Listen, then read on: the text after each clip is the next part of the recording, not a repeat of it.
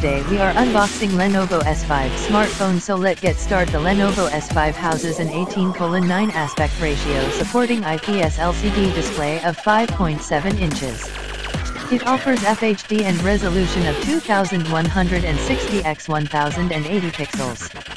The Snapdragon 625 chipset is present under the hood of the phone.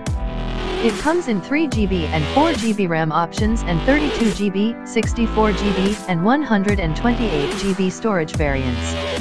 The handset is fueled by a 3,000 mAh battery. A fingerprint scanner is present on the backside of the phone, which also houses an LED-enabled 13-megapixel dual camera setup. The dual rear cameras include a monochrome sensor and an f/2.2 aperture RGB sensor. The front-facing 16-megapixel can shoot good quality selfies by enhancing the facial features. The selfie camera can be also used for facial recognition. Apart from snapping impressive shots, the camera app is able to scan QR code and barcode. It is running on the latest ZUI 4.0, a customized version of Android Aria. Instead of on-screen buttons, the ZUI offers Lenovo S5 users with U-touch screen gestures.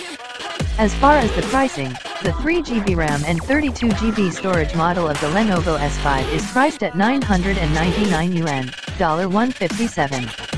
The 3GB RAM plus 64GB storage variant costs 1,199 yuan, $189. The highest configuration model featuring 4GB RAM plus 128GB storage carries a pricing of 1,499 yuan, $236. Lenovo has already started the receiving reservations of the phone.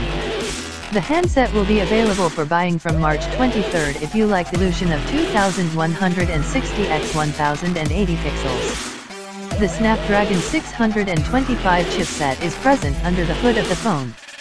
It comes in 3GB and 4GB RAM options and 32GB, 64GB, and 128